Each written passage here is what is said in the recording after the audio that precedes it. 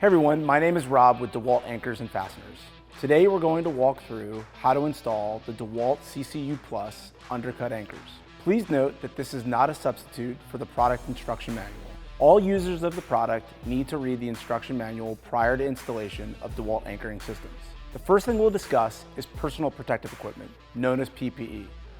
Always wear all the appropriate ANSI or NIOSH rated PPE. Reference the DEWALT instruction manual as well as your company safety guidelines to determine the appropriate PPE depending on the tool, anchor, and application you'll be doing.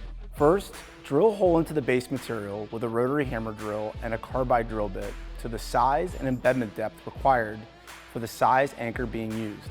The tolerances of the carbide drill bit, including hollow bits, must meet the ANSI standard B212.15.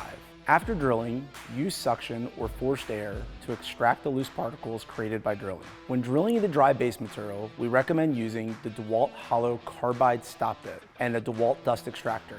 This is the DustX Plus extraction system, and it's going to eliminate any further hole cleaning. Utilizing a hollow bit and the DustX Plus extraction system will remove the dust and debris from the hole during drilling. Next, insert the proper size undercut bit to the bottom of the hole. Start the rotary hammer drill and undercut the hole. Be sure to start drilling at a slow speed. When undercutting is complete, the stopper sleeve on the undercut bit is fully compressed. You'll see that the gap is closed. If you're not using the DEWALT hollow undercut bit, remove the dust and the debris from the undercut hole with the dust extractor or forced air to extract the loose particles created by drilling. Note that removing dust and debris after drilling is not required for overhead or ceiling installations.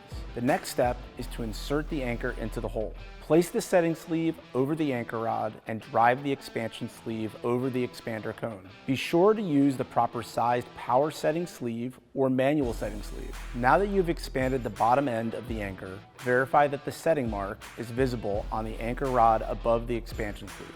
Finally, apply the proper installation torque for the anchor size being used to tighten the connection. That's it. You're ready to install DEWALT CCU Undercut anchors.